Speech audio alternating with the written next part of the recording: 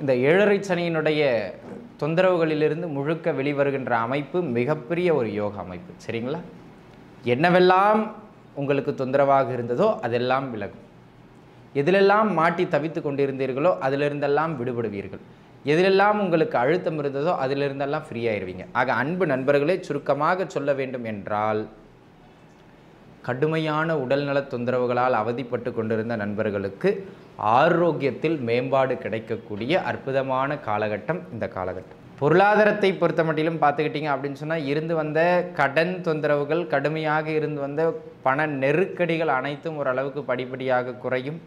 பொருளாதார ரீதியாக இருந்த அந்த நெருக்கடிகள்லேருந்து அப்படியே நிதானமாக மேலுக்கு வெளியில் வருவீங்க. அதனால் பெரிய அளவில் மகர ராசியை சார்ந்த உத்திராட நட்சத்திரக்காரர்கள் பெரிய அளவில் பயப்பட வேண்டாம். மீண்டு வர ஆரம்பிப்பீங்க. கொடுத்த பணம்லாம் கொஞ்சம் கொஞ்சமாக வந்து சேர ஆரம்பிக்கும்.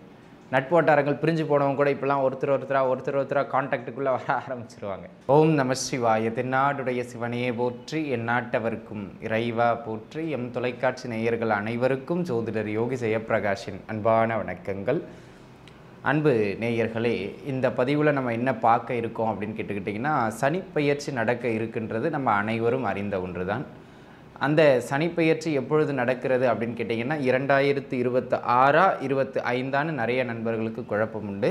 2025 மார்ச் மாதம் 29ஆம் தேதி திருக்கணித பஞ்சாங்கத்தின் அடிப்படையில் தற்பொழுது இருக்கிற கும்ப ராசி இருக்குது பாருங்கள், அதில் இருந்து மீன ராசிக்குள்ளே சனி போகிறாருங்க.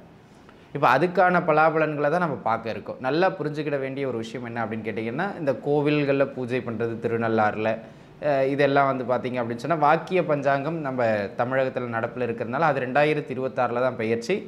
இங்கே வாக்கிய பஞ்சாங்கத்தை பின்பற்றுவராக இருந்தீங்கன்னா 2026 பெயர்ச்சி. திருக்கணிதத்தை நீங்கள் பின்பற்றிங்கன்னா 2025 பெயர்ச்சி. எது சார் கரெக்டு? ரெண்டுமே கரெக்டு தான். நீங்கள் எந்த பஞ்சாங்கத்தை பின்பற்றிங்களோ அதை பின்பற்றி நீங்கள் பலன் பார்த்துக்கிடுங்க. குழப்பம் வேண்டிய அவசியம் இல்லை. சரிங்களா? ஆக அன்பு நண்பர்களே, 2025 மார்ச் மாதம் 29ஆம் தேதி மீன ராசிக்குள்ளாக பூரட்டாதி நட்சத்திரம் 4ஆம் பாதத்தை தொடுகின்ற அமைப்புகளில் சனி பெயர்வு பெறுகின்றார். இந்த சனியினுடைய பெயர்வு உங்களுடைய ஜென்ம நட்சத்திரத்திற்கு, 27 நட்சத்திரக்காரர்கள் இருப்பீங்க இல்லையா, அந்த மாதிரி உங்களுடைய ஜென்ம நட்சத்திரத்திற்கு என்ன மாதிரியான ஏற்றங்களை வழங்கும், எங்கு கவனமாக இருக்கணும், எந்த காலகட்டம் சிறப்பு, எந்த காலகட்டங்களில் கவனம் தேவை அப்படிங்கிற ஒரு வழிகாட்டுதலுக்கான ஒரு பதிவு தான் இந்த பதிவு. சரிங்களா? அதுக்கு முன்னுக்கு ஒரு சின்ன தகவல். இப்போ நம்ம பார்க்க போகிறது வந்து ஒரு கோட்சார பலன். கோட்சாரம் அப்படின்னாலே ஒரு பொது பலன். அதற்கான பலம் ஒரு 10% அதிகபட்சம். சரிங்களா? அதற்கு மேலே அதுக்கு பெரிய பலம் கிடையாது.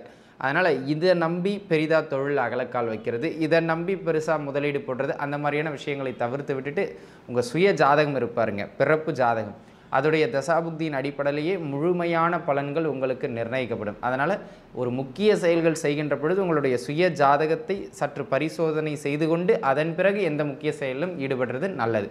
ஆக இந்த 10% பொது பலன் உங்களுடைய ஜென்ம நட்சத்திரத்திற்கு எப்படி அமைகின்றது அப்படிங்கிறத விரிவாக பார்க்கலாம். வாருங்கள் நண்பர்களே. உத்திராட நட்சத்திரத்தை பொறுத்த மட்டிலும் அன்பு நண்பர்களே, தனுசு ராசியிலே முதல் பாதம், மகர ராசியிலே மீதம் இருக்கின்ற 3 பாதம்.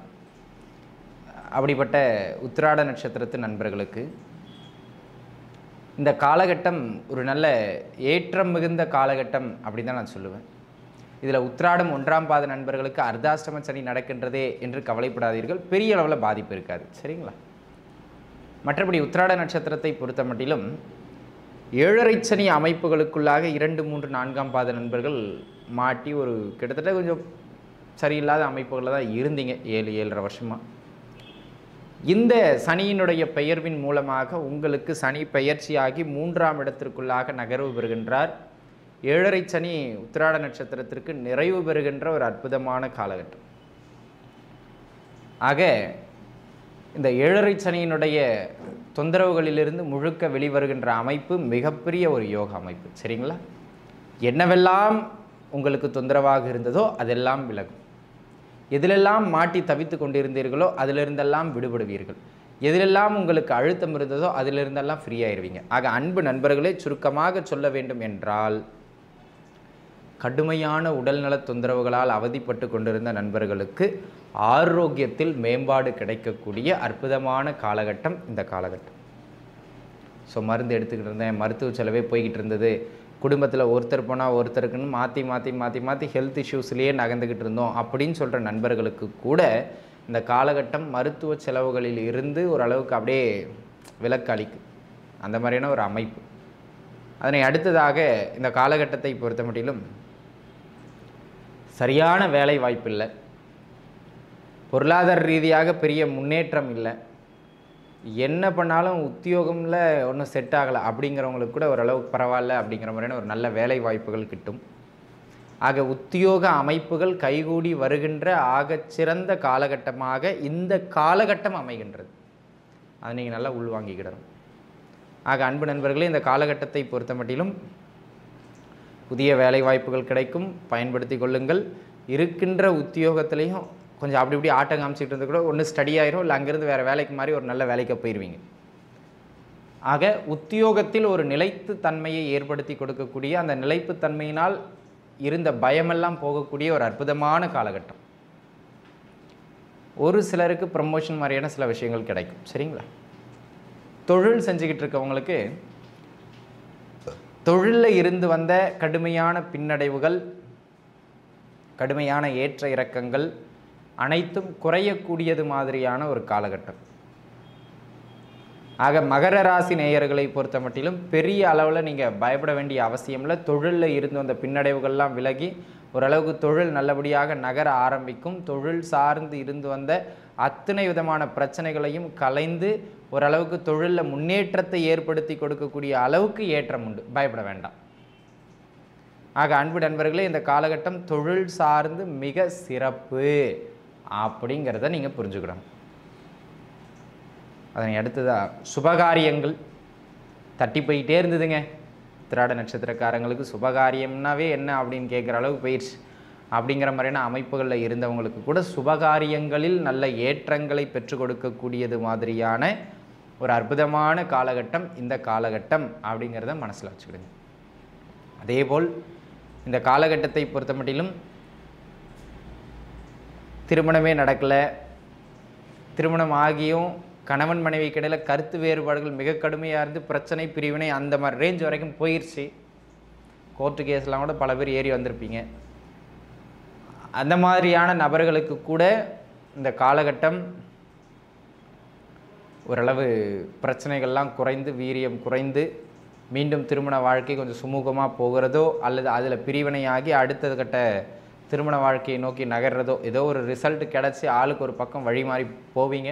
அதுக்கான வழிகளும் உங்களுக்கு கிடைக்கும். அந்த மாதிரியான ஒரு அமைப்புடைய காலகட்டம் இந்த காலகட்டம். பொருளாதாரத்தை பொறுத்த மட்டிலும் பார்த்துக்கிட்டிங்க அப்படின்னு சொன்னால் இருந்து வந்த கடன் தொந்தரவுகள், கடுமையாக இருந்து வந்த பண நெருக்கடிகள் அனைத்தும் ஓரளவுக்கு படிப்படியாக குறையும். பொருளாதார ரீதியாக இருந்த அந்த நெருக்கடிகள்லேருந்து அப்படியே நிதானமாக மேலுக்கு வெளியில் வருவீங்க. அதனால் பெரிய அளவில் மகர ராசியை சார்ந்த உத்திராட நட்சத்திரக்காரர்கள் பெரிய அளவில் பயப்பட வேண்டாம். உத்திராட நட்சத்திரத்தை பொறுத்த மட்டிலுமே இந்த காலகட்டம் கடன் தொந்தரவுகளிலிருந்து அப்படியே கொஞ்சம் கொஞ்சமாக விலக்காகி வெளியில் வந்துடுவீங்க. பயப்படாதீங்க. உத்திராடம் 1ஆம் பாதம் தனுசு ராசினியர்கள் ஒரு 1 இயர் கழிச்சு 2026 ஓரளவுக்கு கடன் தொந்தரவுலேருந்து வெளில வந்துடுவீங்க. பயப்பட வேண்டாம். சரிங்களா? இந்த சனிப்பேஷனுடைய பிற்பகுதியிலிருந்து நல்லா வேலை செய்யும். அதனை அடுத்ததாக அன்பு நண்பர்களே, இந்த காலகட்டத்தை பொறுத்த மட்டிலும் வீணான எதிரி தொந்தரவுகளை பலரிடம் சம்பாதித்திருப்பீர்கள்.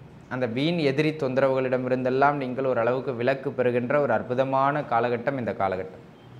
ஆக இந்த காலகட்டத்தை பொறுத்த மட்டிலும் வீண் தொந்தரவுகளிலிருந்து உங்களை நீங்களே விலகி கொண்டு ஓரளவுக்கு வழி கிடச்சிரும். லைஃப்பில் முன்னேறதுக்கு கவலைப்படாதீங்க. யார் பிரச்சனைக்கு நீங்கள் போக வேண்டிய அவசியம் இல்லை. யாரும் உங்கள் பிரச்சனைக்கு இனிமேல் வரமாட்டாங்க. அதை பார்த்து இருந்துக்கிடுங்க. அதனை அடுத்த அமைப்பாக பணம் கொடுக்கல் வாங்கல் சம்மந்தமாக 1008 பிரச்சனைகள் ஓடி இருந்திருக்கும். ஜவாப் ஜாமீன் போட்டு கொடுத்தேன், நானே கட்ட வேண்டியதாக போயிடுச்சு, என் நண்பன் வாங்கி கொடுத்தேன், அந்த பிரச்சனை ஆயிடுச்சு, இந்த பிரச்சனை ஆயிடுச்சு, ஏதோ ஒரு பிரச்சனையில் ஓடிக்கிட்டே இருந்திருப்பீங்க. அப்பேற்பட்ட அமைப்புகளில் இருந்து வந்த ஒரு சுத்தல்லையே இருந்த மகர ராசியை சார்ந்த உத்திராட நட்சத்திரக்காரர்களுக்கு கூட அதிலிருந்து அப்படியே விதிவிலக்குகள் கிடைக்கும். மீண்டு வர ஆரம்பிப்பீங்க. கொடுத்த பணம்லாம் கொஞ்சம் கொஞ்சமாக வந்து சேர ஆரம்பிக்கும். நட்போட்டாரங்கள் பிரிஞ்சு போனவங்க கூட இப்போலாம் ஒருத்தராக கான்டாக்டுக்குள்ளே வர ஆரம்பிச்சிருவாங்க. கவலைப்பட வேண்டாம். சரிங்களா? ஆக சுருக்கமாக உங்களுக்கு பலன் சொல்ல வேண்டுமென்றால் உத்திராட நட்சத்திரக்காரர்களுக்கு உத்தியோகம், தொழில், பொருளாதாரம், ஆரோக்கியம், கடன் தொந்தரவு, சொத்து அமைப்புகள், உத்தியோகத்தில் இருந்து வந்த எதிரி தொந்தரவுகள், தொழிலில் இருந்து வந்த பின்னடைவான எதிரி தொந்தரவுகள்னு எல்லாவற்றிலும் இருந்து வந்த பிரச்சனைகள் அப்படியே மடமடமடன் குறைந்து இது எல்லாவற்றிலும் நன்மைகளை நோக்கி நீங்கள் பயணப்பட ஆரம்பித்து விடுவீர்கள். திருமணமும் குழந்தை பாக்கியமும் தசாபுக்தி நல்ல அமைப்புகள் இருக்கின்ற பொழுது வலுவாக கிடைத்துவிடும். கவலைப்பட வேண்டிய அவசியம் கிடையாது. இப்போதைக்கு உங்களுக்கு வழிபாடுன்னு ஒன்றும் பெரிதாக அவசியம் இல்லை. இருந்தாலும் ஏதாவது உக்ர தெய்வங்களை அப்பப்போ வழிபடுறது மிக மேன்மையை தரும். காளி, துர்கை, பிரத்தியங்கரான உக்ர தெய்வங்களை, பெண் தெய்வங்களை வழிபாடு செய்கிறது நல்ல ஏற்றத்தை உங்களுக்கு பெற்றுக் கொடுக்கும். நன்றாகவே இருப்பீர்கள். வாழ்க வளமுடன். நன்றி.